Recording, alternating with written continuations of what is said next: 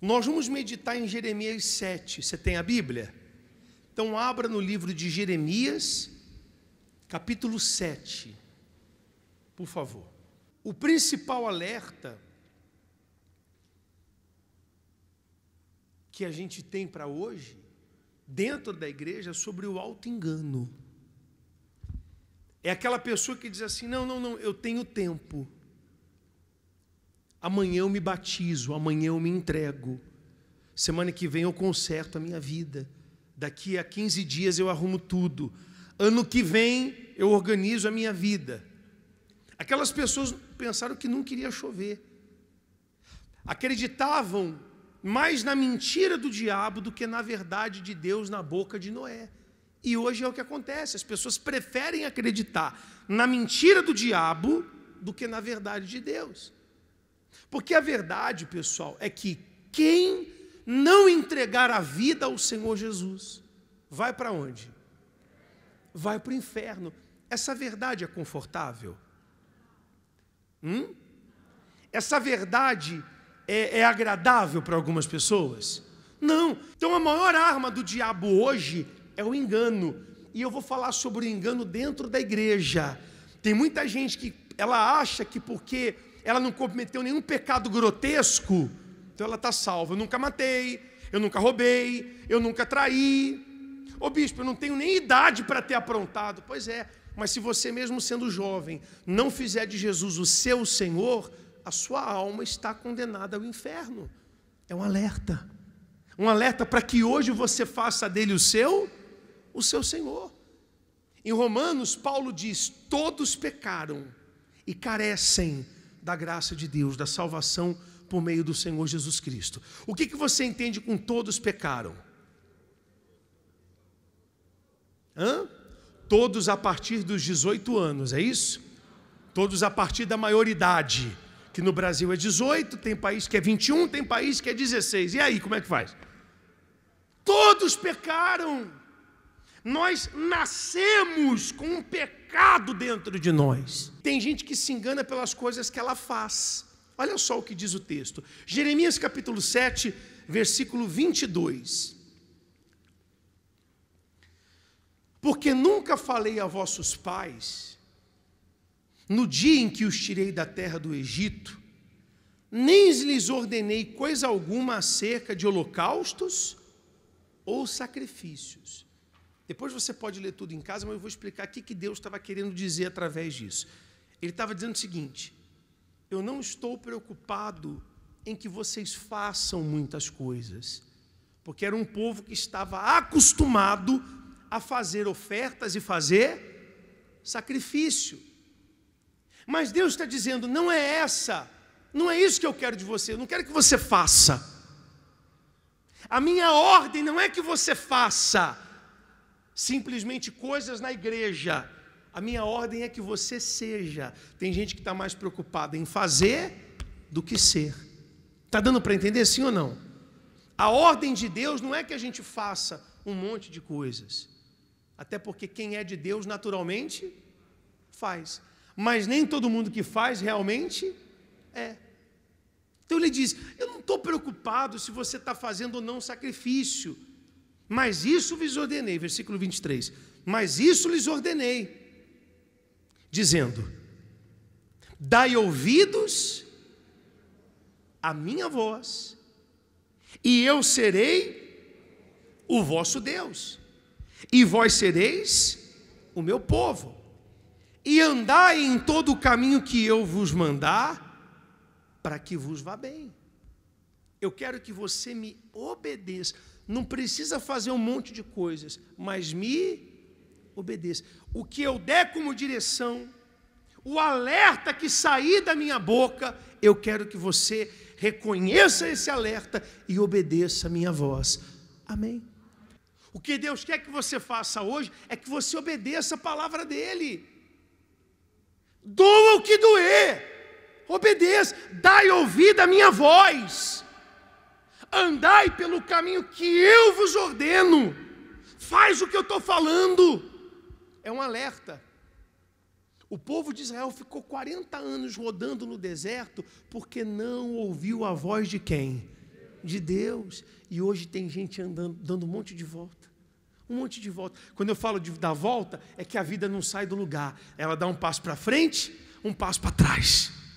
Ela melhora, as coisas andam. Daqui a pouco está manifestando com o demônio de novo. Ela melhora, ela vai bem. Daqui a pouco está fazendo tudo de errado outra vez. Está rodando em quê? Em círculo, mas é bonzinho. Ajuda todo mundo. Se precisar de um ombro amigo, está aqui, os dois, pode chorar. É aquela pessoa que é legal, ela é boazinha.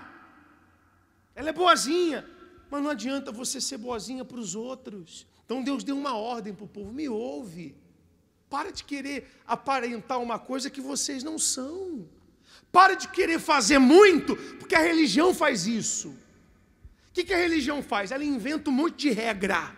Achar que uma pessoa não é de Deus, não está classificada ao reino de Deus, porque não segue uma doutrina de uma determinada igreja. Pelo amor de Deus, não é assim não. Você tem que ouvir a voz de Deus, pronto e acabou. Amém? Amém?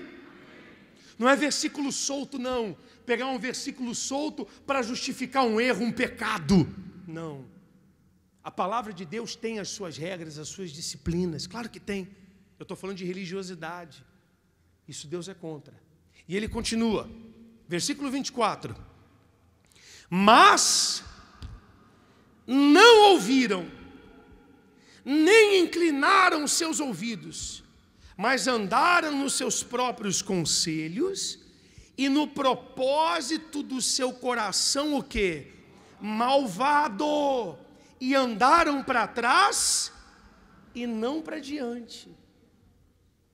Tem muita gente que está andando para trás, com uma roupa de santidade, como o povo de Israel, que os ritos eles faziam, a religiosidade eles seguiam, mas o coração estava longe de Deus. Quem está entendendo o que eu estou falando? Está compreendendo onde eu quero chegar? Sim ou não? Porque eu quero a sua salvação mais do que tudo. Eu não quero que você aparente ser salvo, eu quero que você seja salvo. No dia do juízo, muitos vão erguer a mão e dizer: Senhor, no teu nome nós expulsamos demônios e curamos enfermos. Ou seja, fizemos. Mas ele vos declarará: eu não vos conheço, não sei quem você é. Eu até sei o que você faz, mas você não é, não me pertence. Quem está entendendo? Então a diferença não é fazer, a diferença é ser. Compreende? Sim ou não? Você tem que ser de Deus. Você tem que ser salvo e não parecer salvo. Tem gente que parece salva, mas não está salva. Ele continua: desde o dia em que vossos pais saíram da terra do Egito até hoje, enviei-vos todos os meus servos, os profetas, todos os dias madrugando e enviando-os. Mas, leia alto, não me deram ouvidos, pode colocar no telão, nem inclinaram os seus ouvidos, mas endureceram sua cerviz e fizeram pior do que os seus pais. Olha o que Deus está falando. Eu mandei profetas todo dia para falar com vocês, para alertar. Foi falado sobre mágoa, sobre pecado. Eu te alertei. Quantas vezes você ouve uma reunião que parece que o pastor está falando com você? É ou não é? Sim ou não? Você nem sabe. Meu Deus, como é que o pastor está sabendo? Já aconteceu comigo. Deu acabar a reunião e atender gente ali, e o camarada falou: vem cá, alguém falou com você? Da minha vida? Porque não é possível. Você falou de tudo que eu estou passando. Tem gente aqui que tem que largar a amante. O coração começa a acelerar, o sangue escorrer, o suor escorrer, mas ninguém sabe quem é quem. Mas é Deus falando com você, te alertando. Está dando para entender? Às vezes você liga na rádio, está lá o pastor falando com você. E hoje o Espírito Santo está falando com você. Amém? Mais uma vez está te alertando para você se batizar nas águas. Bispo, mas eu já me batizei. Mas valeu o seu batismo? Porque se depois do batismo você aprontou tudo de novo, então o seu batismo foi anulado, ele não valeu, ele não é válido. Você precisa se batizar. Não é de novo, é de verdade. Amém? Amém? Pessoal, a gente está falando do futuro da sua alma. Porque olha o que o Espírito Santo conclui aqui. Dir-lhe-ás por todas essas palavras, mas não te darão ouvidos. Chamá-los-á, mas não te responderão. E lhes dirá: essa é a nação que não deu ouvido à voz do Senhor, seu Deus, e não aceitou a correção. Pereceu a verdade e foi cortada da sua boca. Olha o nome que aquele povo vai ter. Essa é a nação que não deu ouvido à voz do Senhor. Você quer ser essa nação? Morre o rico e morre o Lázaro. O Lázaro vai para o céu e o rico vai para o inferno. Não porque era rico, mas porque não tinha vida com Deus. Lá no inferno, ele faz um pedido. Ele diz assim para Abraão: permita que Lázaro alerte a minha família. Só que já era tarde demais para o rico. Ele queria alertar os outros quando não dava mais tempo. Hoje dá tempo. E eu estou te alertando. Amém? O pecado é muito gostoso para a carne. O prazer que alguns pecados proporcionam faz a pessoa sentir algo de bom, entre aspas.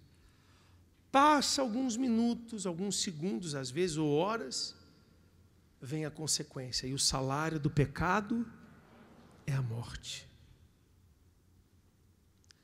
Cuidado com os pequenos prazeres que trazem uma eternidade de sofrimento. Cuidado. Vale a pena você abrir mão desse erro. Vale a pena hoje você pegar esse alerta para você e falar para Jesus: Senhor, eu quero mudar a partir de hoje. Eu não quero mais ser esse homem promíscuo. Eu não quero mais ser essa mulher orgulhosa. Sabe qual é o engano de muita gente? Colocar a família em primeiro lugar. A gente está lutando pela família, está aqui. A foto da minha família está aqui. Mas a minha família não está em primeiro lugar. Quem é o primeiro na tua vida, hein? Não responde, não responde, não responde.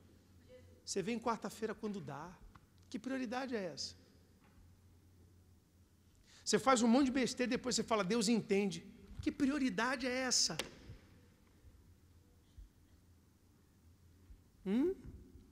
Cheio de mágoa teu coração. Deus é o primeiro. Não adianta falar Deus é o primeiro. Ah, bispo, eu não consigo. Consegue sim. Claro que consegue. Para coisa errada a pessoa consegue o inimaginável. É ou não é verdade? Não tem coisa que a gente vê gente fazendo que a gente fala: meu Jesus amado, como que teve criatividade para um trem desse? É ou não é? Sim ou não? Aí quando é para Jesus, eu não consigo. Consegue, você consegue mais do que você imagina. Consegue. E para garantir a salvação, duvido que não consegue. Consegue. É só querer. Quem quer?